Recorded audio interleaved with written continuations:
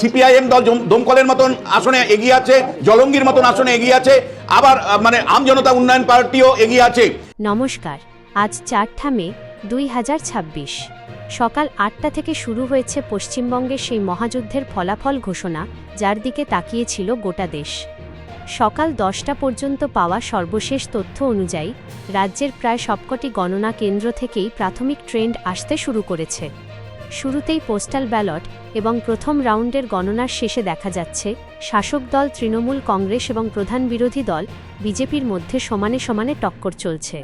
বিশেষ করে উত্তরবঙ্গে বিজেপি বেশ কয়েকটি আসনে এগিয়ে থাকলেও দক্ষিণবঙ্গের জেলাগুলোতে, বিশেষ করে কলকাতা, 24 পরগনা এবং মেদিনীপুরে তৃণমূল কংগ্রেসের শক্ত অবস্থান লক্ষ্য করা যাচ্ছে। ডায়মন্ড হারবার এবং মগরাহাট পশ্চিমের মতো কেন্দ্রগুলো, যেখানে গত 2 মে পুনর্নির্বাচন হয়েছিল, সেখানেও কড়া টক্করের খবর পাওয়া যাচ্ছে।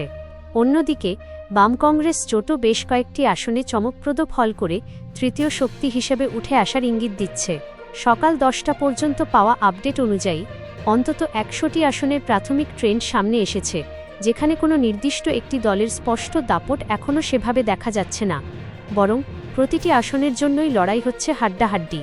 গণনা কেন্দ্রগুলোর বাইরে বিশাল পুলিশ বাহিনী এবং কেন্দ্রীয় বাহিনী মোতায়েন রয়েছে, যাতে কোনো প্রকার অশান্তি না ঘটে। আগামী কয়েক ঘন্টায় রাউন্ড বাড়ার সাথে সাথে এই চিত্র আরও স্পষ্ট হবে এবং বোঝা যাবে কার দখলে যাচ্ছে নবান্ন। আমরা প্রতি মুহূর্তের লাইভ আপডেট আপনাদের সামনে নিয়ে আসব। পরবর্তী রাউন্ডের খবরের জন্য আমাদের চ্যানেলে নজর রাখুন এবং এখনই সাবস্ক্রাইব করুন। ধন্যবাদ।